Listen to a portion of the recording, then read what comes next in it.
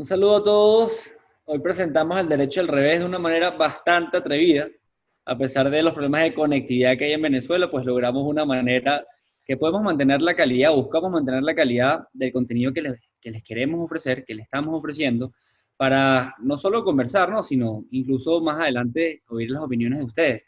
Hoy tenemos un tema bastante interesante, obviamente muy adaptado a lo que es el tema del coronavirus y esta situación que estamos viviendo, pero con algunos datos que estamos seguros que les puede interesar bastante, sobre todo este debate político del problema de China, la OMS, Estados Unidos, etcétera, ¿no? Pero bueno, mi nombre es Oscar Patiño. Como ustedes saben, yo soy Alejandro Guzmán y hoy tenemos, como ustedes ya saben, un nuevo programa de Al Derecho y al Revés. Así que bienvenidos todos. Oscar, ¿por dónde empezamos? Creo que tenemos que empezar por lo más básico de un tema sumamente complicado, que a modo muy general es como el tema del COVID incluso puede estar aportando o contribuyendo o siendo aprovechado por algunos actores para incrementar el problema político que tiene Estados Unidos y China, ¿no?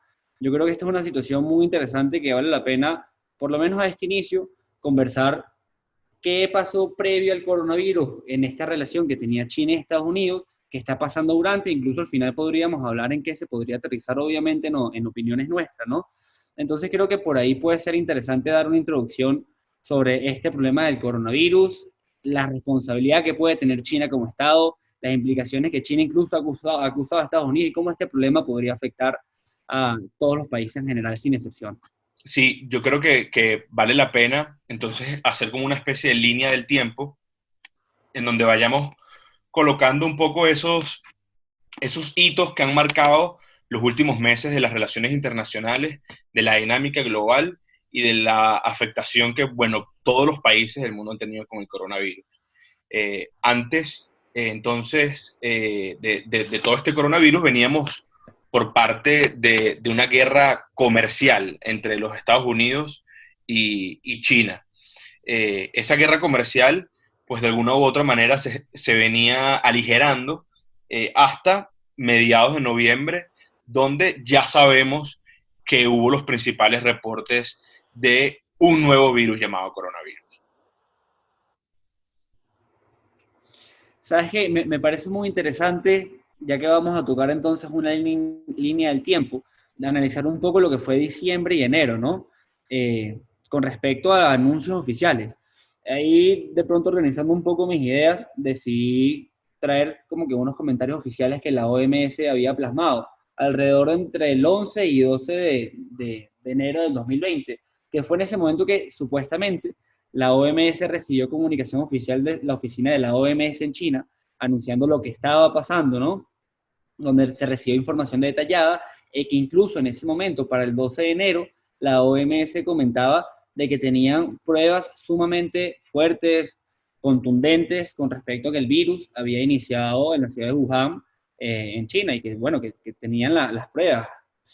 Me pareció muy interesante, sobre todo, algo que en ese momento el gobierno chino, una de pronto sus primeras comunicaciones oficiales, y Sí, eso lo recopiló la OMS, es que decía que no habían pruebas claras de que el virus podía contagiarse fácilmente entre las personas. Digamos que el inicio o las primeras comunicaciones del gobierno chino fue como que algo muy a la ligera, ¿no? Como que apenas lo estamos descubriendo, pero me parece interesante que comentes que desde noviembre esto venía, porque sí. entonces no, la información tenía que ser mayor para lo que sería enero 2020. Entonces, si No, quieres, vámonos por ahí. no. Lo que dices es completamente cierto. Lo interesante del caso es que, bueno, como tú bien decías en la introducción, tenemos semanas viendo que Trump o la Casa Blanca le lanza pues algunas punticas a la OMS, que la OMS le dice a Trump no politices, que el Taiwán de repente se mete en la conversación, y es que, bueno, ayer supimos, ayer fue, antes de que salga, para aclararle a los oyentes, ayer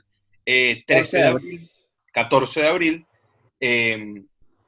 sacan la presidenta de Taiwán, saca la evidencia de que en noviembre, a finales de noviembre, principios de diciembre, Taiwán le hace una consulta por correo electrónico a la OMS y le dice, aclárame qué tan importante o qué tan grave es la posibilidad de contagio persona a persona del virus. La OMS no responde Y hoy ya, después de 3 meses, sabemos que la OMS va diciendo, no, mira, es que a mí nunca me llegó un correo. Entonces, ahí es donde empieza pues la zozobra o empezamos a maquinar qué hay detrás de esta mala información, ¿no? Sí, mira esta línea de tiempo que tengo acá, ¿no? Ya habíamos hablado que el 12 de enero, pues supuestamente es la información oficial del gobierno chino hacia la OMS y la oficina de la OMS China, ¿no? Para el 31 de enero, por parte del gobierno chino, empiezan unas acusaciones. De pronto no había escalado tanto la cuestión, pero estamos hablando de los inicios. Estas acusaciones iban al punto de que se le recriminaba al gobierno de Estados Unidos que no estaba ayudando en lo absoluto al gobierno chino para ese momento en el cual China estaba combatiendo, creo yo, ¿no? Lo más alto de la curva que tenía, que ya era finales de enero, comienzos de febrero, Febrero, y sí. que además estaba acusando al gobierno de los Estados Unidos que lo que está incentivando era el pánico. Y ahí hay un detalle muy importante, digamos, en la descripción de tiempo que vamos a dar, porque en ese momento la OMS había recomendado no cerrar las fronteras porque Estados Unidos, al enterarse del problema, decide cerrar sus fronteras con respecto a China, es decir, ciudadanos de China no podían viajar a los Estados Unidos. Ahí la OMS levanta unas alertas internacionales muy importantes y dice, es que eso no tiene sentido, no deberíamos cerrar las fronteras, esto va a perjudicar, y a eso si lo trasladamos a este momento, cuando Trump decide quitar el apoyo de Estados Unidos a China, perdón, a la OMS, en parte recrimina de que no podemos creer que la OMS incentivaba que las fronteras estuvieran abiertas. Y eso inició el 31 de enero.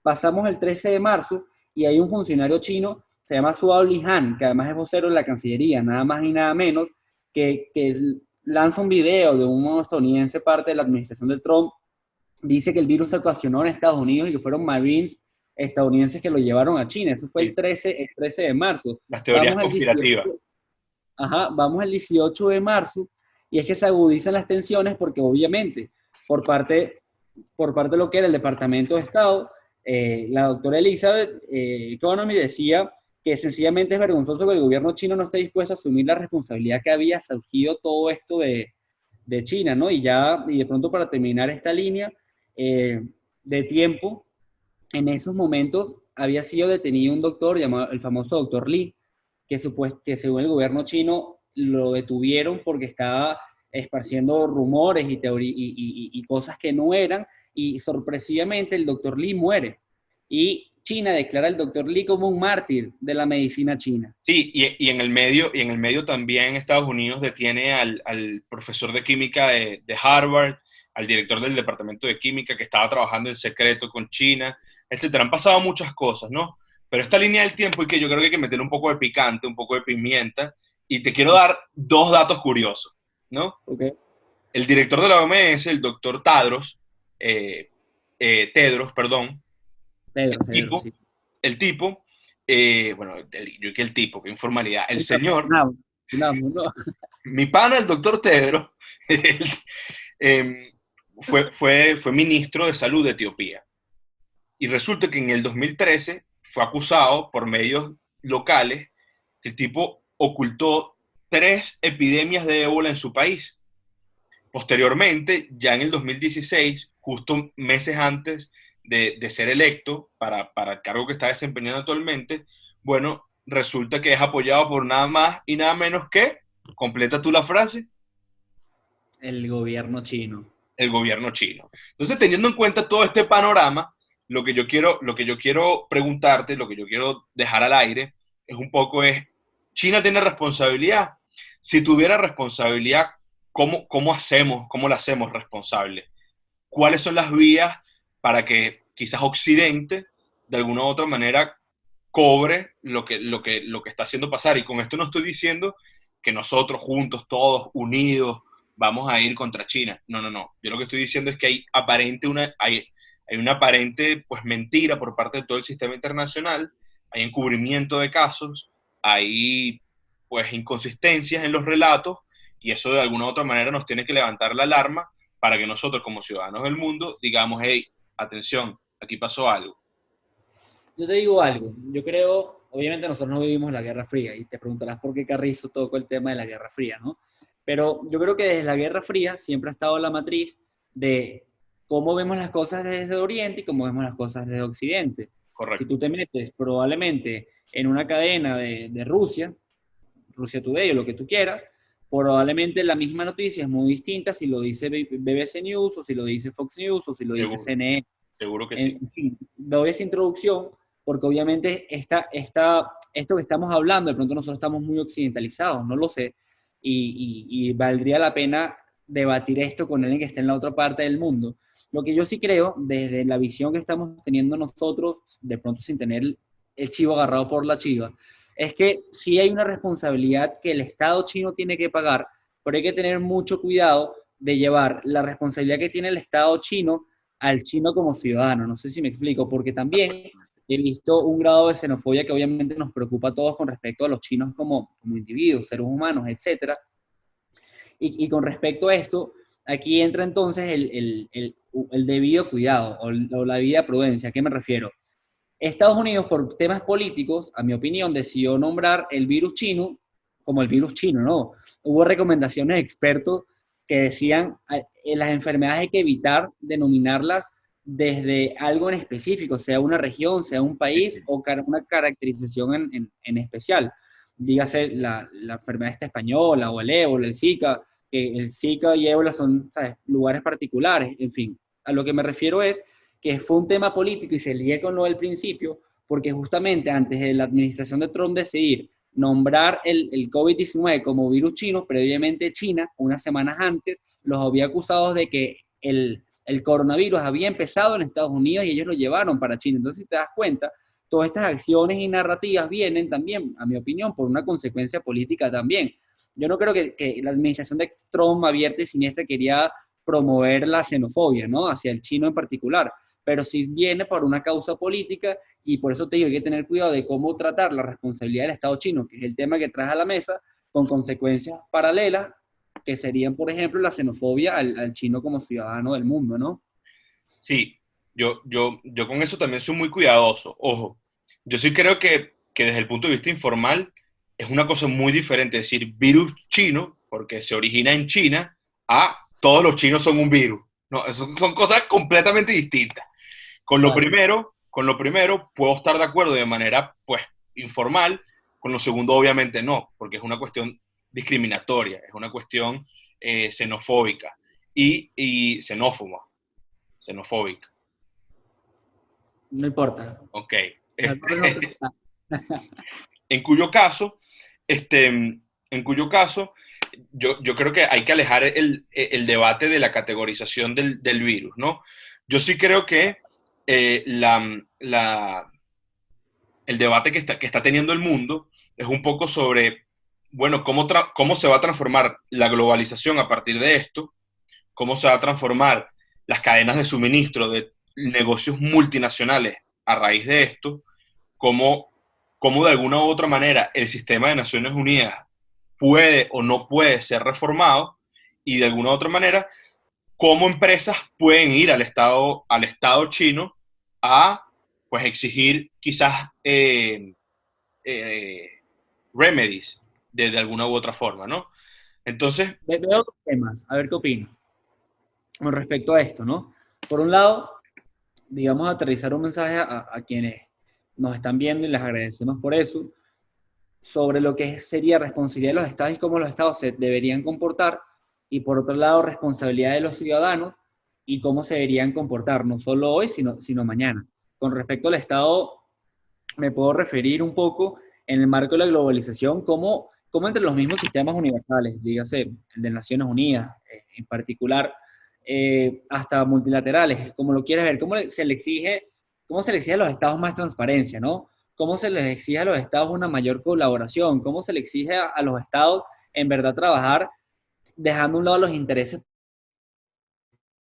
políticos, como estamos en ese problema de China y Estados Unidos, para que sí se marquen en lo que requiere el mundo como un mundo globalizado, ¿no? Porque más allá de hablar de globalización versus nacionalismo, estamos hablando de globalización bajo intereses particulares de los estados. Caso China y Estados Unidos, a eso me refiero. Entonces, de pronto, dirigir parte de los minutos por acá para conversar esto, pero por otro lado, como ciudadanos, ¿qué respuesta incluso vamos a tener? ¿Qué le vamos a exigir a los estados? ¿Cómo nosotros presionamos y colaboramos en una situación para que el día de mañana sea otra pandemia, estemos mejor preparados. O sea, responsabilidades de los estados y responsabilidades del ciudadano, es algo que en verdad tengo bastante en la cabeza. Sí, no, lo que dices es muy interesante, ¿no? Yo quisiera empezar quizás por lo más sencillo, que es un poco la responsabilidad que tenemos como individuos, como ciudadanos, pertenecientes obviamente a un Estado con una nacionalidad o nacionalidades específicas, ¿no?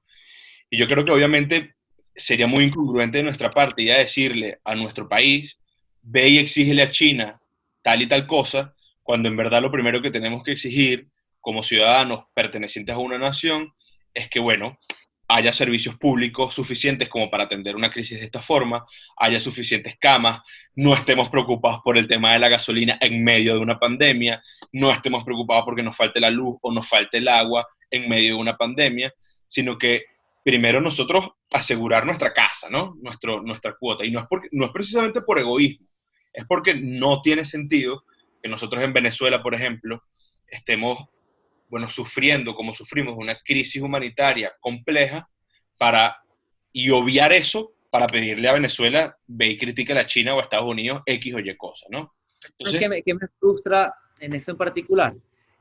Ya para que sigas, ¿no?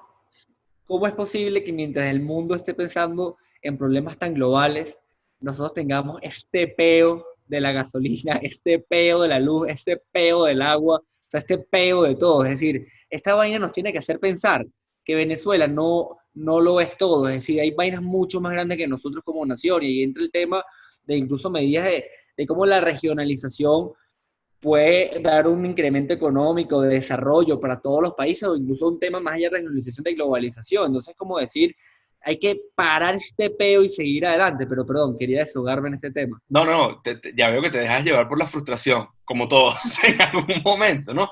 Pero, pero lo que dices es así. Pero eso nos tiene que invitar a pensar en la participación ciudadana, que es lo que siempre hemos dicho en Al Derecho y al Revés. Nos tiene que invitar a pensar en poder discernir entre una narrativa oficial que nos sirve, como por ejemplo la guerra económica, que es una guerra económica que no sé contra quién la pelearon, pero la perdieron porque el dólar está rampante y sonante por todo el país, eh, que no es una cuestión de sanciones el tema de la gasolina. Ahí está, el palito lo intentaron prender ayer y lo prendieron lo activaron con repuestos que sacaron de una refinería en Punto Fijo. Entonces está sacando de allá para poner para acá. Entonces, lo que te quiero decir es que la realidad, la participación ciudadana y la verdad tenemos que aprender a discernirla lejos de la narrativa. Pero eso en relación a la responsabilidad del ciudadano. Y luego la responsabilidad del Estado. La responsabilidad del Estado, no solo en proteger derechos humanos, sino para garantizar la dignidad humana en todo sentido. Y la pandemia ha expuesto muchas cosas, pero una de las que ha expuesto es no solo la ineficiencia gubernamental de muchos gobiernos del mundo, incluso de países desarrollados, incluso en Europa, ¿no? Es como la... El caso español me parece un buen caso, ¿no? A pesar de que han ido mejorando con el tiempo, y el caso italiano también, es como wow, o sea, No, no, no. El caso español es... O sea, a mí me duele mucho el caso español porque es un país que ha recibido miles de venezolanos. Y me molesta la forma en la que el gobierno de Sánchez y Podemos miente, ¿no? Descaradamente. Y además son negligentes en su proceder. Pero más allá de eso, lo que te quiero decir es, la responsabilidad del Estado no se va a diluir con el tiempo. Y la necesidad de que empresas, de que otros gobiernos puedan de alguna u otra manera hacerle sentir, en este caso a China, eh, que, que, que, no vale o sea, que no se va a olvidar lo que ha sucedido y que las consecuencias se pagarán tarde o temprano, eso es importante, ¿no? Entonces el concepto que quiero enmarcar en este caso es que la responsabilidad no se va a diluir, no se va a diluir. Y el sistema de Naciones Unidas, de alguna otra manera, también tienen que entender que, bueno, que habrá que hacer algunos cambios. Hay que hacer unos cambios estructurales, sobre todo en el manejo de la información, porque no es posible que esto haya pasado. pero ahí vemos que no pasó ni media hora para que Antonio Gutiérrez saliera con sus buenos argumentos, porque no diré que no, diciendo diciéndole a Trump en específico, ya que volvemos al tema obviamente del coronavirus, OMS, China, etcétera, diciéndole que no era momento para quitarle el apoyo al OMS. Por un lado, para serte muy sincero, y aprovecho y aterrizo mi opinión, yo sí creo evidentemente que el Estado chino tiene que pagar, ¿no? Porque lo que ha hecho es generar sufrimiento en el mundo. O sea, y cantidad de derechos, si nos ponemos a analizar, fueron desmenuzados por este accionar. Pero esta acción de la administración de Trump, a pesar de que obviamente hay muchos asesores por detrás y tendrá una lógica, también hay que pensar cómo esto puede afectar a la OMS. Es que la OMS tampoco fue tonta. De una vez sacaron un material muy explícito de cómo afectaba a la OMS el retiro de los fondos de Estados Unidos, que si no me equivoco, los últimos 2 años dieron como 893 mil millones de dólares, o una cifra así, si no me equivoco, ¿no? Que al final suena mucho dinero y eso obviamente ese dinero tiene que ver para el accionar del día a día. Entonces, por un lado entiendo que hay que presionar a la OMS, a las Naciones Unidas y a naciones como China, pero por otro lado es difícil pensar que con estas acciones tan fuertes en este momento son las ideales con las consecuencias que esto trae. No sé si me explico. Sí, obviamente hay una cuestión también de narrativa por parte del gobierno de Trump, ¿no? Yo no sé si la medida es positiva o la medida es negativa, la verdad no he tenido, no, 893, no 893 mil millones, sino 893 millones. sí, estás disculpado. Eh, no, yo Ajá. lo que te decía era que obviamente hay una cuestión de narrativa por parte del gobierno americano. eh, al final Trump no solo le ha quitado el apoyo a la OMS, hace unos meses se retiró también del Consejo de Derechos Humanos, precisamente por la elección de Venezuela en su asiento, ¿no? Eh, lo cierto también es que Antonio Gutiérrez hace su trabajo como secretario general de las Naciones Unidas. Esa opinión fue acompañada por Josep Borrell, que también dijo que bueno, la medida había sido egoísta. Bill Gates, que ahorita está muy metido en el tema de encontrar la cura y de encontrar maneras para asistir a los estados en esta coyuntura, dijo que era peligroso, pero de alguna otra manera rescato un poco esa autocrítica que ha impuesto o más que autocrítica, la crítica que ha impuesto el Ministerio de Relaciones Exteriores americano. O sea, yo desde hace tiempo, un país con una prerrogativa especial, que son 5 los vetantes, para los que nos escuchen, de las Naciones Unidas, que fueron básicamente los que ganaron la Segunda Guerra Mundial, Estados Ujú. Unidos, China, Rusia, Francia y Reino Unido. Hace tiempo no había una posición tan dura con el propio sistema de un país vetante. Y de alguna otra manera yo creo que eso es positivo, porque hay que reflexionar, o sea, el sistema tiene que encontrar la manera de autogestionar mejor lo que está pasando, ¿no? Hay que tener una gran reflexión de eso. La última gran reflexión que tuvo el sistema fue en el 2006 con Kofi Annan, cuando reformaron precisamente lo que hoy es el Consejo de Derechos Humanos, pero desde hace tiempo no vemos una autocrítica importante. Y yo creo que más allá de que sea bueno o malo haber quitado tanto dinero en este momento, en esta coyuntura, sí rescato el llamado de atención. Totalmente, sí, es un tema muy, muy difícil de tocar porque hay argumentos de lado y lado.